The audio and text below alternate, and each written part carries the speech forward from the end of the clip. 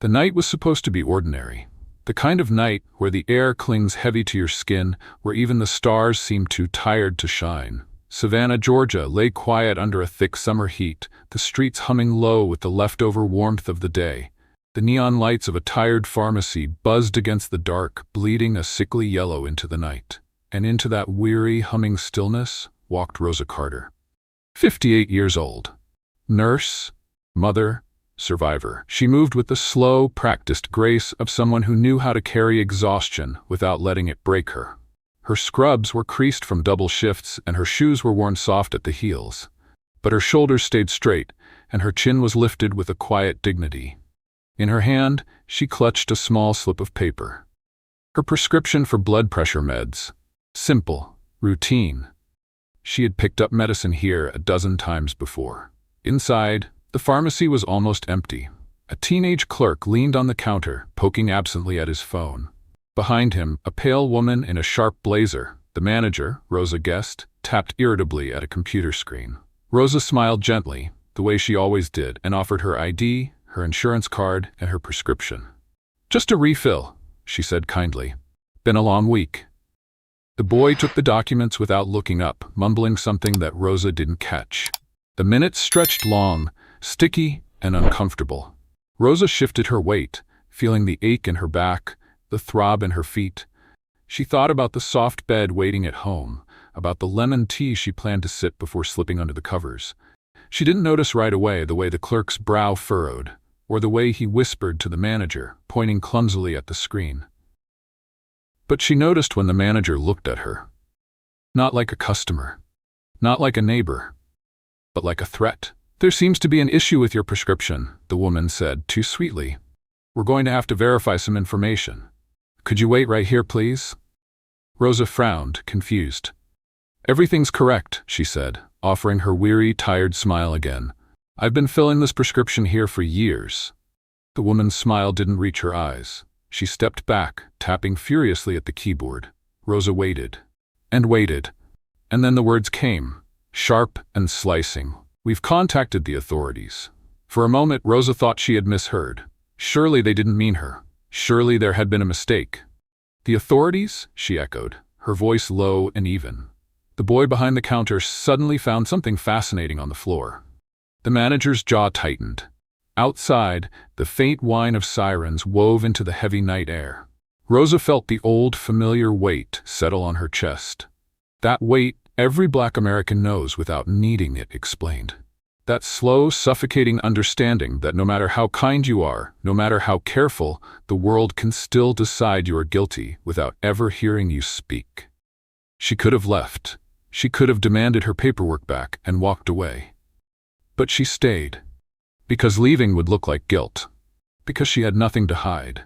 Because she was tired of running from things she hadn't done. The bell over the pharmacy door chimed sharply. 2 police officers entered, their uniforms crisp, their eyes cold. The first, Sergeant Rick Maddox, was a mountain of a man, wide-shouldered, buzz-cut, a permanent sneer tugging at the corner of his mouth. The second, Officer Aaron Bishop, was younger, thinner, with a face that flickered between uncertainty and eager obedience.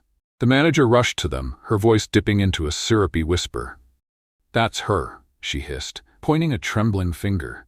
"Tried to use fake insurance. We think it's fraud." The officers didn't look at the computer screen. They didn't ask for paperwork. They didn't ask Rosa a single question. Maddox squared his shoulders and marched toward her, his hand resting casually on the baton at his belt. "Ma'am," he said, voice thick with disdain, "I'm going to need you to step outside with us." Rosa stood her ground, folding her hands carefully in front of her. "I haven't done anything wrong," she said evenly. The boy behind the counter shifted uncomfortably but said nothing.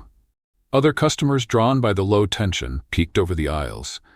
A mother grabbed her child's hand and hurried away. Someone else, a teenager by the cold medicine, lifted his phone, the small camera lens catching the unfolding scene.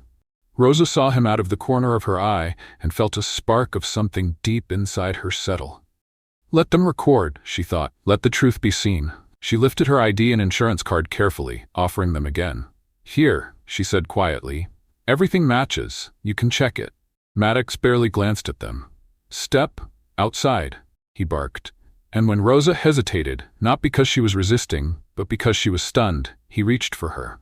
His hand closed roughly around her wrist. Gasps rippled through the pharmacy. The metal of the cuffs bit into her skin, cold and final. And all Rosa could think was how quickly dignity could be stripped away, not by guilt, not by wrongdoing, but by perception. They marched her through the store like a trophy. She kept her head high, her back straight, the way her mother had taught her. No one can take your pride if you don't hand it to them.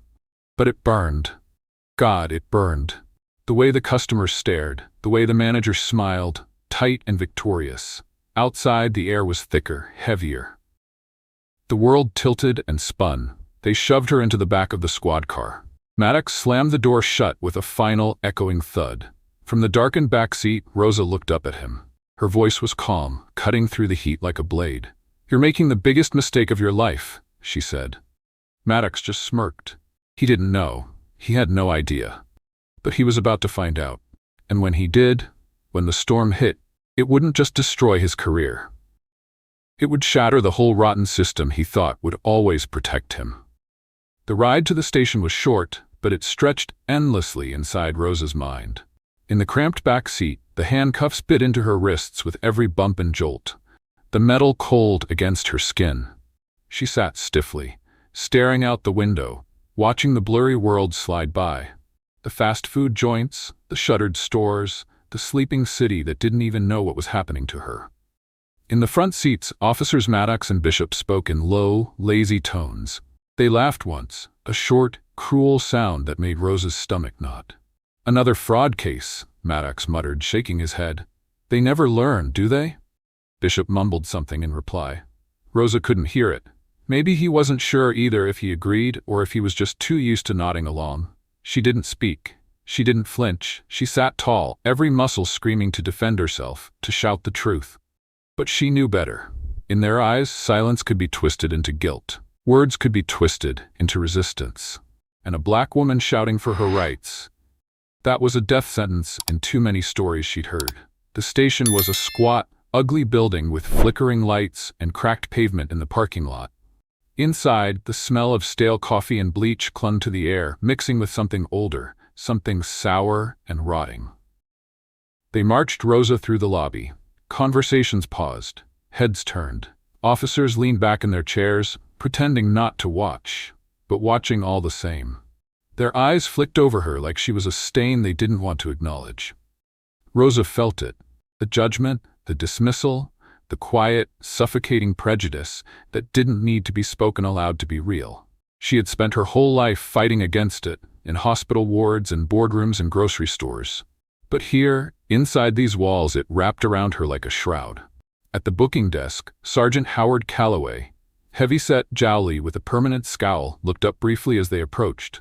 "Name?" he barked. Before Rosa could answer, Maddox tossed her ID onto the counter with a careless flick of his wrist.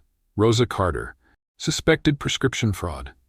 Calloway didn't ask for proof. He didn't ask for the details. He just nodded, as if it made perfect sense. Another one, another statistic, another night.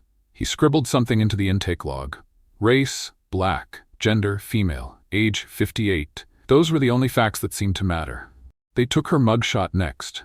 The flashbulb burst like a tiny explosion, freezing her image in time. Tired eyes, bruised pride, chains on her wrists. Then fingerprints, rough hands pressing her fingers onto ink pads, rolling them mechanically, like she was a broken object being cataloged for storage. No one spoke to her like a human being. They spoke around her, over her, through her. She was a problem. A file.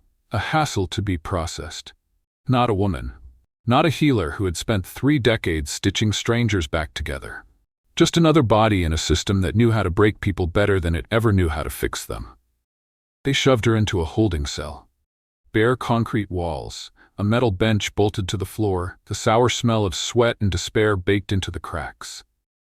The door clanged shut behind her, the sound loud and final. For a long moment, Rosa simply sat there, breathing, feeling the slow burn of humiliation creep up her spine, heavy and hot. Her wrists throbbed, raw and red from the cuffs. Her back ached from standing so long. But what hurt most, what hurt worse than anything, was the look she had seen in the eyes of every single person she had passed. Disinterest, disdain, like she had already been measured, weighed, and found wanting.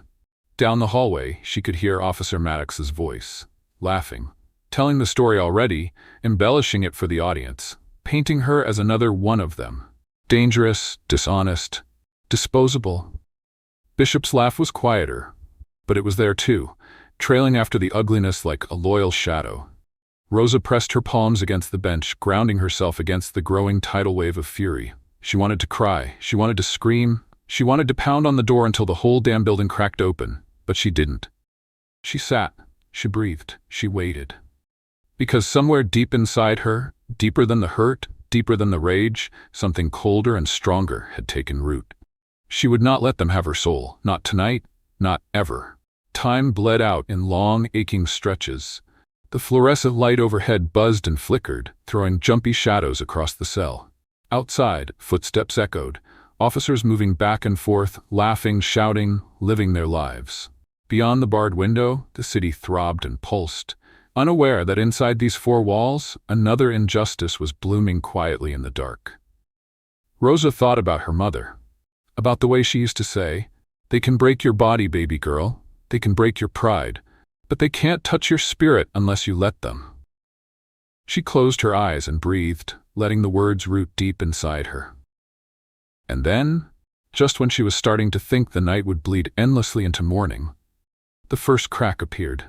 The desk phone rang, not the lazy, half-hearted ring of a routine call, a sharp, urgent, insistent ring, the kind of ring that made men sit up straighter without knowing why. She heard Calloway's voice pick up. "Savannah PD?" Pause. Another pause. Then his tone changed. "Yes, sir, she's here." "Right away, sir." A ripple ran through the station, a tension so sharp you could almost taste it. Boots shuffled, voices dropped low, someone swore under their breath.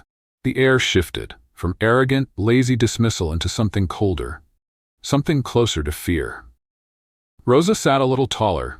She didn't know who was on that call, but she knew this: it wasn't over, not even close. And the reckoning that had been set in motion tonight, the fire they had lit with their arrogance and hate, was coming for them faster than they could run. The phone on the desk rang again, louder, longer, shriller than before. This time no one dared ignore it. Sergeant Calloway snatched up the receiver, pressing it so hard against his ear that his knuckles whitened. "Yes, sir," he mumbled, voice cracking. A beat of silence, then another. Then Calloway's spine straightened, his face draining of color. He turned toward the bullpen, his eyes wide with a dawning terror. "Get Maddox, now." His voice snapped like a whip through the stunned room. Boots pounded down the hallway. Somewhere a metal chair scraped back violently. A door slammed. The easy arrogance that had filled the air only moments ago had evaporated, replaced by something heavier, tighter, something close to fear. Rosa sat alone in the holding cell, her back rigid against the cold wall. She could feel it. The shift in the air, the sudden scrambling. She didn't know exactly what was coming, but she knew it was big, and she knew it had already begun. Outside, the heavy glass door of the precinct creaked open. The station fell utterly silent. Two men entered first. Dark suits, grim faces, earpieces coiled at their temples like serpents ready to strike. Federal agents, real ones, not small-town paper pushers. Behind them, a figure Rosa hadn't seen in years, but recognized instantly. Walter Carter. He moved like a storm bottled in a man's frame, slow, deliberate, carrying the kind of authority you couldn't fake, the kind that settled into a room and shifted its gravity. He wore no uniform. He didn't need one. The sharp lines of his tailored jacket, the hard set of his jaw, the ice in his eyes, all spoke louder than any badge. Walter Carter didn't come to make a request. He came to deliver a reckoning. Sergeant Calloway stumbled forward, wiping sweat from his forehead with a trembling hand. "This is a restricted area." "It isn't tonight," Walter cut in, his voice low but slicing like a blade. The federal agents flanked him, flashing their badges without a word. The room seemed to shrink. Officers who had been standing tall minutes ago now shrank back against the walls. Maddox appeared from the hallway, his swagger faltering at the sight of the new arrivals. "Who the hell?" His voice died in his throat when Walter turned to face him. Just a glance, nothing more. But it hit Maddox like a slap. He knew. They all knew. Walter spoke without raising his voice. "My name is Walter Carter, retired special agent, Federal Bureau of Investigation. current advisor to the Department of Justice Civil Rights Division. Each title dropped like a hammer, smashing through whatever thin veil of authority these men thought they still had. "You have unlawfully detained my daughter," Walter continued, his voice so calm it was almost surgical. "You assaulted her. You humiliated her. You fabricated charges without evidence." He took a step forward. No one moved to stop him. "And now," Walter said, his voice dipping into something colder than anger, "you're going to answer for it." Maddox opened his mouth, searching desperately for something, anything to say. "She resisted," he sputtered. Walter's eyebrow lifted slightly, the smallest movement, but it shut Maddox down faster than a shout ever could. "There's video," Walter said simply. "There are witnesses. And there's a federal task force outside this building as we speak, preparing to audit every record, every complaint, every grain of corruption you've tried to bury here." The officers behind Maddox shifted uneasily. Some exchanged glances, some looked down at their boots. They had smelled it too. The end. Walter turned to the desk sergeant. "Unlock the cell," he ordered. Calloway hesitated, just for a second. It was a second too long. One of the federal agents moved fast and quietly, stepping into Calloway's personal space, badge gleaming under the fluorescent light. Without another word, Calloway fumbled with his keys, his fingers clumsy with panic. The metal door creaked open. Rosa stood slowly. Her body ached, her wrists throbbed, but her spirit stood 10 feet tall. Walter stepped back, giving her space. It was not a rescue, it was a recognition, a respect. Rosa walked out of the cell under her own power, her head high, her dignity intact. The room watched her like she was a force of nature they couldn't quite comprehend. Not a victim, not a statistic, a reckoning. As Rosa crossed the threshold, Walter offered his arm, not to pull her, not to protect her, but to walk beside her. They moved together, father and daughter, through the stunned silence of the station. Maddox started to lunge forward, a desperate, reckless move, but one of the agents stepped between them, with a quiet, final authority that made him freeze mid-step. No one touched Rosa Carter again. Not tonight. Not ever. At the front desk the phone rang once more, long, shrill, urgent. The sergeant answered, his hand trembling so hard the receiver almost slipped from his grasp. "Yes, sir, they're here." A pause, a deep, shaky breath. Then the sergeant turned to Walter. "Washington wants to speak to you directly." Walter took the phone calmly, his voice low and unhurried. "This is Carter." Another pause. Then he smiled, a slow, cold smile that sent a visible shiver through the room. "Proceed." He handed the receiver back without another word. Whatever had been unleashed tonight, whatever storm was about to break over Savannah PD, there was no stopping it now. Outside, the night air was thick and buzzing. A small crowd had gathered beyond the police barriers, reporters, bystanders, and neighbors who had seen the videos already spreading like wildfire online. Phones pointed toward the doors, recording every second. The world was watching. And for the first time in a long, long time, the system wasn't protecting the guilty. It was protecting the truth. As Rosa and Walter stood there, framed by the flashing cameras and stunned silence, a deeper shift rippled through the small crowd outside. First, a few murmurs. Then a few scattered claps, hesitant, unsure. And then, like a dam breaking, a roar of applause thundered across the parking lot.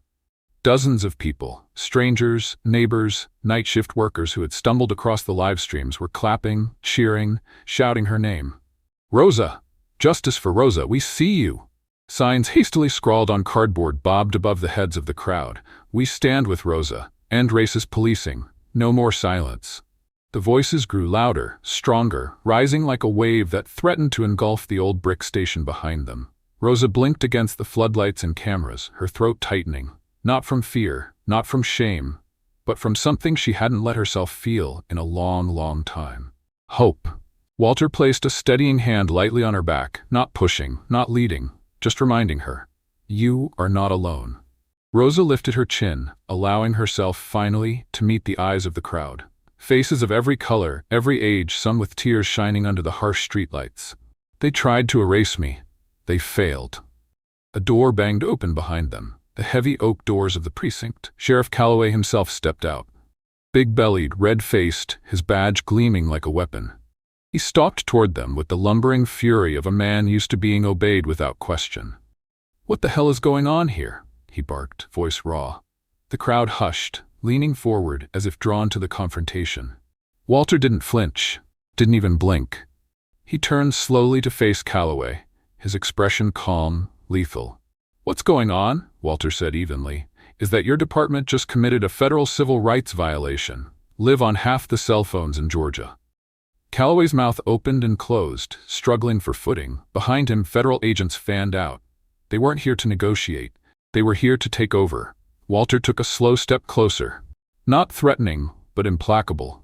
"You had a choice tonight, Sheriff," he said quietly, so only Calloway could hear. "You chose wrong." The sheriff's eyes flicked nervously toward the flashing cameras, the chanting crowd, the silent, cold agents. He knew it too. His reign was over.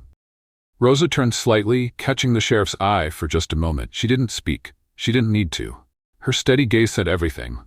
"I'm not invisible, I'm not powerless, and I'm not done." Calloway flinched. Actually flinched. It was almost enough to make Rosa smile. Almost. But tonight wasn't about revenge. It was about something bigger. It was about refusing to be silent, even when the world tried to bury you. As Rosa and Walter turned away, heading toward the waiting black SUV, a chant rose behind them, soft at first, then swelling until it filled the night. "No justice, no peace. No justice, no peace." Rosa didn't look back. She didn't have to. She carried every voice with her, in her scars, in her silence, in her survival. Inside the SUV, as the doors closed softly, Rosa let herself exhale a long, shuddering breath. Walter watched her, his eyes sharp but kind. "You good?" he asked. Rosa nodded once, firmly. "Better than good." Walter gave a small, approving grunt and turned his gaze to the precinct, shrinking behind them. "You shook their world tonight, baby girl," he said, pride threading through the gravel of his voice.